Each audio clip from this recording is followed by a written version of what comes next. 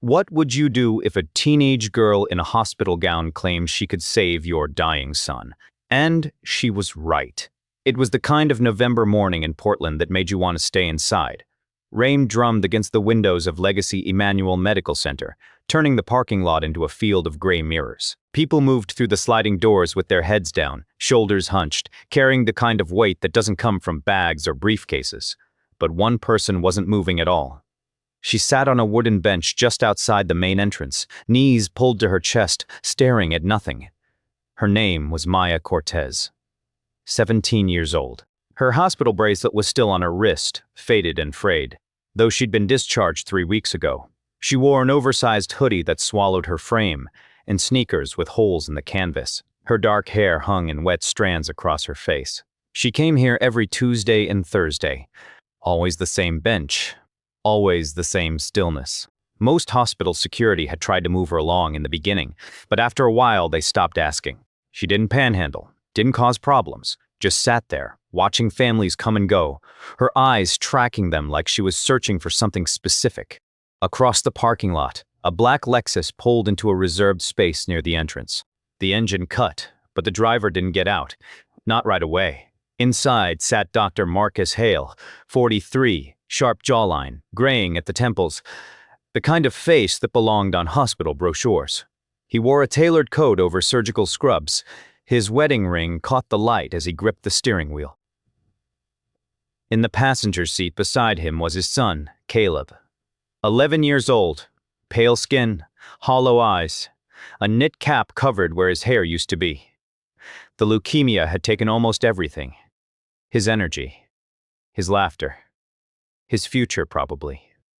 Marcus opened the door and walked around to help Caleb out. The boy moved slowly, like his body was made of glass. Marcus held him gently, one hand under his arm, the other on his back. They started toward the entrance. Maya saw them before they saw her. She watched the way Marcus held Caleb, the way the boy's feet dragged slightly, the way his breath came out in shallow puffs. She stood up. "Excuse me." Her voice was quiet, but it cut through the rain. Marcus stopped. He didn't turn at first, just paused mid-step. "Sir," she said again, stepping forward, "I can help your son." Now he turned. His eyes narrowed. "What?" "I can help him get better." Marcus stared at her, at the hospital bracelet, at the wet hair and worn sneakers. His expression hardened. "Move along. I am serious." His voice was cold, clinical. "Walk away." Maya didn't flinch. "I know what he has, and I know how to help." Marcus's grip on Caleb tightened. "You don't know anything." "I do. You are a kid. So is he."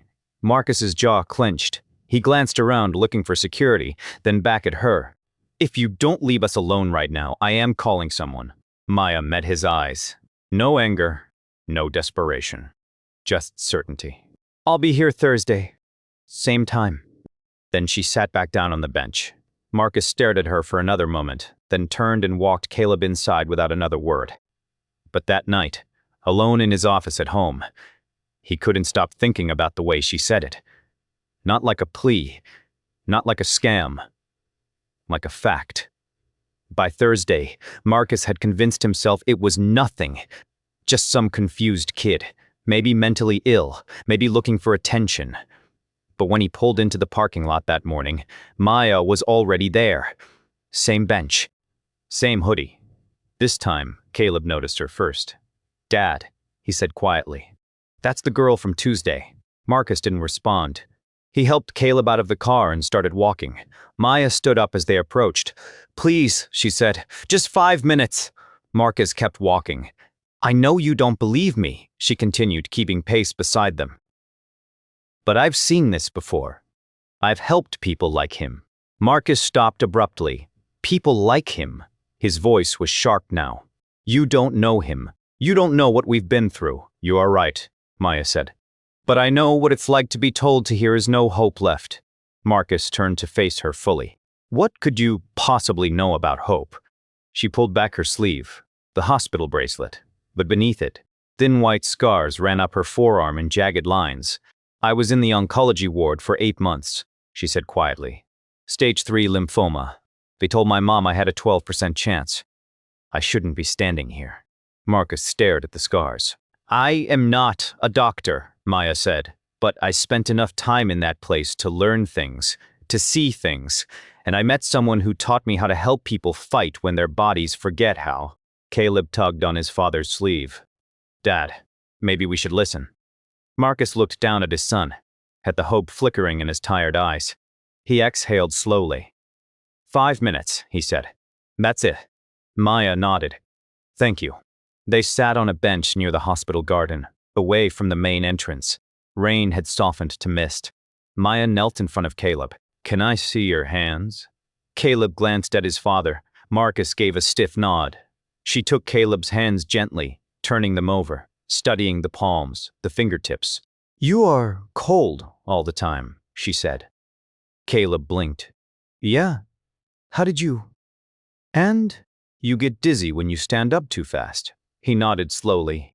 That's because your blood isn't moving the way it should. The chemo slows everything down, makes you feel like you are stuck. Marcus leaned forward. And how exactly do you plan to fix that? Maya reached into her pocket and pulled out a small cloth pouch. Inside were smooth stones, a vial of oil, and a folded piece of paper. Marcus frowned. What is this? Pressure therapy, she said. My nurse used to do it for me when I couldn't sleep. It helps circulation, helps the body remember how to regulate itself. That's not medicine. No, Maya agreed. But medicine isn't the only thing that helps. She looked at Caleb. Do you trust me? He hesitated, then nodded. Maya placed 2 of the stones in his palms. Hold these. They're warm. Focus on the heat. Caleb closed his fingers around them. She uncapped the vial and rubbed a small amount of oil onto her hands, then gently pressed her thumbs into the pressure points on his wrists. This spot, she said, controls nausea, and this one helps with fatigue. Marcus watched, skeptical but silent. After a few minutes, Caleb's breathing evened out. His shoulders relaxed. How do you feel? Maya asked. Warmer, he said quietly, and my head doesn't hurt as much. Marcus's expression shifted, not convinced, but curious. Maya stood up and handed him the folded paper. These are the pressure points. You can do this at home. Every morning, every night. It won't cure him, but it'll help him feel more like himself while the real treatments do their work. Marcus unfolded the paper. Hand-drawn diagrams, notes in careful handwriting. Why are you doing this? He asked. Maya looked at Caleb. Because when I was in that bed, nobody believed I'd make it, except one person, and she didn't give up on me. She turned back to Marcus. So I don't give up on people like him. Marcus didn't say anything for a long moment. Then he folded the paper and slipped it into his coat. Thursday. Same time. Maya nodded. Over the next 4 weeks, they met every Tuesday and Thursday. Maya taught Marcus how to use the stones, how to help Caleb stretch without exhausting him, how to use breathing techniques to manage pain. Caleb started sleeping better, eating more, smiling again. Marcus started asking questions. Real ones. Not skeptical jabs, but genuine curiosity about where she learned all this, who taught her, why she kept coming back. And slowly, the wall between them crumbled. One Thursday, as they finished a session, Marcus sat down beside Maya on the bench. I need to ask you something, he said. She looked at him. Where do you go after this? Maya didn't answer right away. You don't have to tell me, Marcus added, but I've noticed you are here a lot. More than you should be. She stared at her hands. I stay with a friend sometimes, or at the shelter on Burnside. Marcus's chest tightened. You are homeless. I am surviving. That's not the same thing. She shrugged. It's what I've got. Marcus was quiet for a moment. Then he said, We have a guest room. Maya's head snapped up. What? It's just sitting there, empty. You could stay with us. At least until you figure things out. I don't need charity. It's not charity, Marcus said firmly. You've helped my son more than anyone in the last 6 months. Let me help you. Maya's throat tightened. She looked away. You don't owe me anything, she whispered. I know, Marcus said, but I want to. 2 days later, Maya stood in the doorway of Marcus's home in the West Hills, a small duffel bag slung over her shoulder. Caleb ran to greet her, grinning wider than she'd ever seen. You are really staying? He asked. She nodded. Yeah, I am really staying. The weeks that followed were quiet but full. Maya had her own room, clean sheets, a desk, 3 meals a day.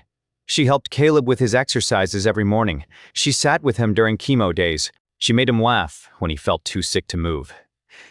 And Marcus watched it all. One night, after Caleb had gone to bed, Marcus found Maya sitting in the kitchen, sketching in a notebook. You were good at that, he said. She looked up. Thanks. He sat down across from her. Have you ever thought about going back to school?